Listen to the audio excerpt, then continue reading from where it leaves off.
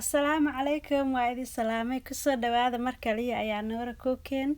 Maanta waxaan idiin sidaa digirta la dhaho cambuulada la dhaho chickpeas garbanzo beans. Gabdha isoo weydiiyay maalin hore maraqa aan soo gelinayay sidaan u sameeyay digirtaan kor ka soo saaray. Digirtaan waxyaabo badan u isticmaali kartaa, healthy snack u isticmaali kartaa, maraqa u isticmaali kartaa haddii hilib aadan ku darsaneynin. maalmaha hilibka isticmaaleynin ansalaata ku darsan kartaa. Caadi ma ahan aan ku dhahay. Caafimaadka aad ay ugu fiican tahay digirtaan. High protein waaye, fiber fiican ay leedahay. Digirta yacni oo caloosha dhan ku buufinaysa amal ma aha oo gaaska miirana aan qonaysid. Gasacaas ay ku jirtaa.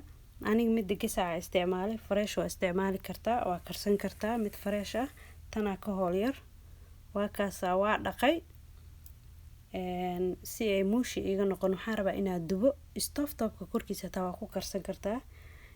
yacni waa ku qalajisanay ilaa ay kaaga adkaato. Laakiin aniga ovenka isticmaalaya waxaan ka saaro waxaa qolofteeda waaye waa ku dhaafi kartaa haddii aad rabtid. Saliid aan ku daraaya. Waxyaabaha aan ku daraay dhan aan tusaaya xawaajiyaal aan ku daray. Waa kaasa xawaajiyaashii aan ku daray.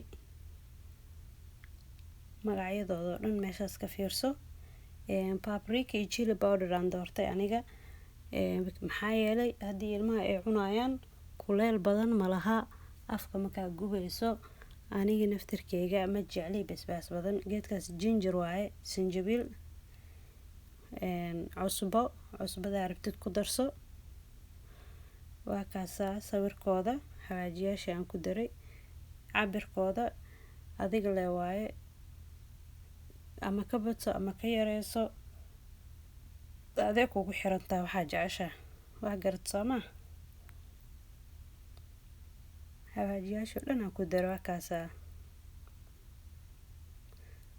waa u kaamilantaa hadda.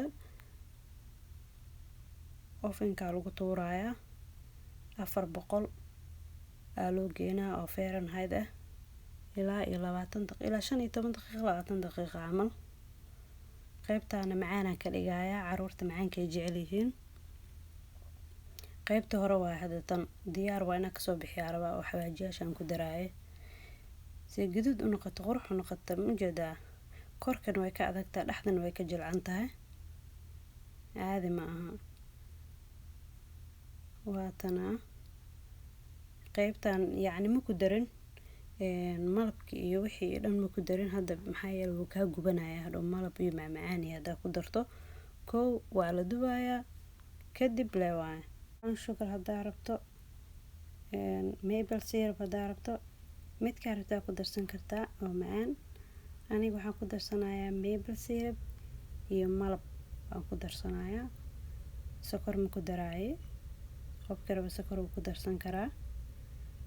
iyo hayl aan ku daray qarfo iyo hayl iyo maple syrup iyo brown sugar ka badi ku yaree tastigaaga le waaye iyo adiga waxaa jeceshahay. waxaan ku celinayaa dabkan ku celinayaa hadda ovenkan ku celinayaa adiga xoogaa ilaa ay kasoo gaduudanayso adiga 7 daqiiqo ilaa 10 daqiiqo camal.